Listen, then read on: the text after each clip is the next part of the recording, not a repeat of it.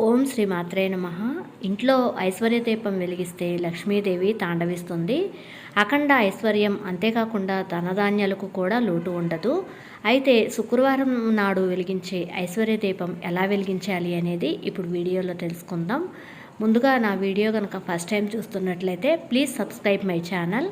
అప్పుల సమస్యలు అలాగే డబ్బు సమస్యలతో బాధపడేవారు ఐశ్వర్య దీపం వెలిగించండి. డబ్బు సమస్యలన్నీ వెంటనే పరిష్కారం అవుతాయి. అంతేకాకుండా ఉప్పుతో వెలిగించే దీపాన్ని ఐశ్వర్య దీపం అంటారు. రాళ్ల ఉప్పుతో చేసే శక్తివంతమైన పరిహారాలకు లక్ష్మీదేవి ఎంతో సంతోషిస్తుంది.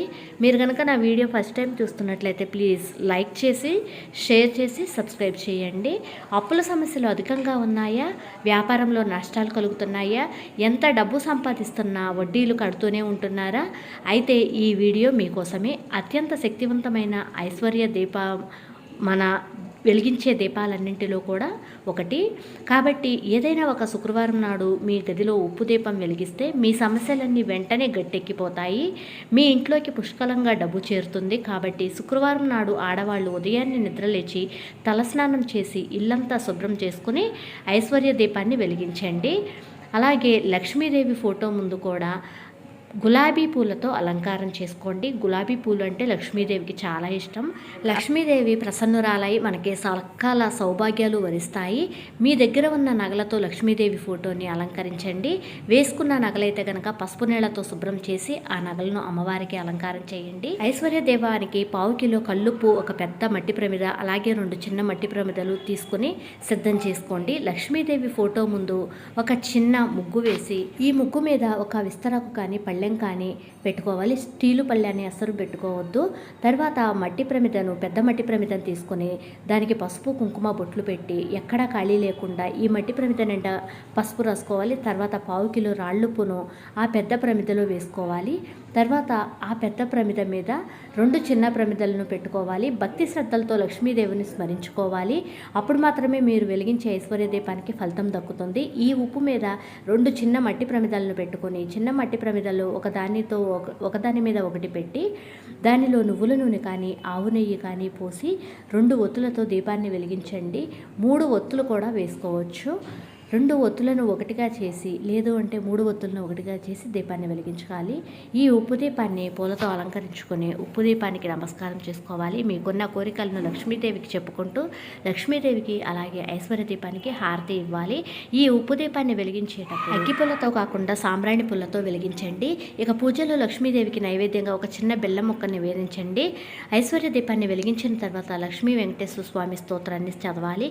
కనకదార స్తోత్రాన్ని చదవాలి. ఈ స్తోత్రాలు చదవలేని వారు 21 సార్లు లక్ష్మీదేవి మంత్రాన్ని కూడా జపించుకోవచ్చు. అలాగే అమ్మవారికి పూజ చేసిన తర్వాత ప్రదక్షిణలు వేసి అక్షంతలను తల మీద వేసుకోవాలి. ఇక పూజ గదిలో లక్ష్మీదేవి చిత్రపటం లేనివారు పసుపుతో గౌరీ అమ్మవారిని చేసి గౌరీ ముందు కూడా ఐశ్వర్య దీపాన్ని వెలిగించవచ్చు. ఈ ఐశ్వర్య దీపాన్ని శుక్రవారం ఉదయం కానీ సాయంత్రం సమయంలో కానీ వెలిగించుకోవచ్చు. ఈ ఐశ్వర్య దీపాన్ని వెలిగించిన వారికి కోరికలు త్వరలో నెరవేరుతాయి. మీ ఇంటికి విపరీతమైన ధనప్రాప్తి కలుగుతుంది. శుక్రవారం ఉప్పు దీపాన్ని వెలిగించిన తర్వాత మరుసటి రోజు శనివారం రోజు రాళ్ల ఉప్పును తీసేసి ఎవరు తొక్కని ప్రదేశంలో లేదు అంటే నీళ్లలో కలిపివేయాలి. ఈ మట్టి ప్రమిదలను మాత్రం మళ్ళీ ఉపయోగించుకోవచ్చు. ఆ రోజు ఉప్పు దీపం వెలిగించే రోజు మాంసాహారాన్ని వండకూడదు, తినకూడదు. అలాగే భార్యాభర్తలు కూడా గొడవ పడకూడదు. తప్పనిసరిగా బ్రహ్మచర్యం పాటించాలి. ముఖ్యంగా ఆడవారు కంటనీరు పెట్టకూడదు. ఈ నియమాలన్నీ పాటిస్తూ ఇంట్లో ఐశ్వర్య దీపాన్ని వెలిగించినట్లయితే మీ కష్టాలన్నీ తొలగిపోయి మీ కుటుంబానికి అఖండ రాజ్యయోగం కలుగుతుంది. లక్ష్మీదేవితో పాటు ఉప్పు కూడా జన్మించింది కాబట్టి ఈ పరిహారాలను చేయటం వల్ల లక్ష్మీదేవి ప్రీతి చెంది మన కోరికలను తప్పకుండా నెరవేరుస్తారు. రాళ్ల ఉప్పును ఒక చిన్న కాగితంలో చుట్టూ పర్సులో పెట్టుకోండి. మీ పర్సు ఎప్పటికీ ఖాళీ కాకుండా ఎప్పుడూ డబ్బుతో ఉంటుంది. ఇంటి గుమ్మానికి అదృష్టంగా గుమ్మడికాయని కట్టుకోండి. మీ ఇంట్లోకి లక్ష్మీదేవి అడుగు పెడుతుంది. ప్రతిరోజు ఉదయం నిద్రలేవగానే కల్లుప్పును చూడండి. నిద్రలేవగానే ఉప్పును చూస్తే జాతకంలో ఉన్న దురదృష్టం మొత్తం తొలగిపోయి విపరీతమైన అదృష్టం కలిసి వస్తుంది. ఇక కటిక పేదరికంతో ఇబ్బంది పడేవారు, అలా అప్పుల సమస్యలతో బాధపడేవారు ఒక గిన్నెలో రాళ్ల ఉప్పు వేసి దాని మీద 2 లవంగాలు వేసి ఇంటికి ఈశాన్యంలో పెట్టుకోండి. అప్పుల సమస్యలన్నీ వెంటనే తొలగిపోతాయి. ఇంట్లో డబ్బు కొరత కూడా ఏర్పడకుండా ఉంటుంది. మరీ ముఖ్యంగా ఇంటిని శుభ్రం చేసేటప్పుడు రాళ్ల ఉప్పుతో శుభ్రం చేసుకుంటే చాలా మంచిది. దరిద్ర దేవత బయటికి పోయి ఇంట్లోకి దేవతలు అడుగు పెడతారు. ఇక ఇల్లంతా దైవశక్తులతో నిండిపోతుంది.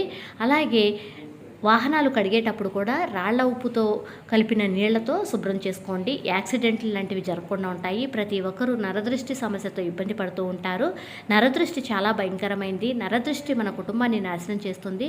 ఆర్థిక సమస్యలు, అనారోగ్య సమస్యలు వెంటాడుతూ ఉంటాయి. కాబట్టి అమావాస్య రోజు రాళ్ల ఉప్పుతో ఇంటికి దిష్టి తీసుకోండి. నరదృష్టి మొత్తం పోతుంది. అలాగే మీ వంటగదిలో ఉండే ఉప్పు ఎట్టి పరిస్థితుల్లో స్టీల్ డబ్బాల్లో ఉంచకూడదు. లక్ష్మీ స్వరూపమైన ఉప్పును ఎప్పుడు చిన్న జాడీలో భద్రపరచుకోవాలి. రాళ్ల ఉప్పును జాడీలో పెట్టుకుంటే లక్ష్మీదేవి తాండవిస్తుంది. వివాహమైన స్త్రీలు పుట్టింటికి వెళ్ళినప్పుడు తమ పుట్టింటి నుంచి ఎట్టి పరిస్థితుల్లోనూ ఉప్పును తీసుకువెళ్ళకూడదు. పుట్టింటి నుంచి ఉప్పును తెచ్చుకుంటే మీ పుట్టింటి వారికి డబ్బు కష్టాలు ప్రారంభమవుతాయి. శుక్రవారం రోజున ఉప్పును కొంటే మాత్రం విపరీతమైన డబ్బు కలిసి వస్తుంది.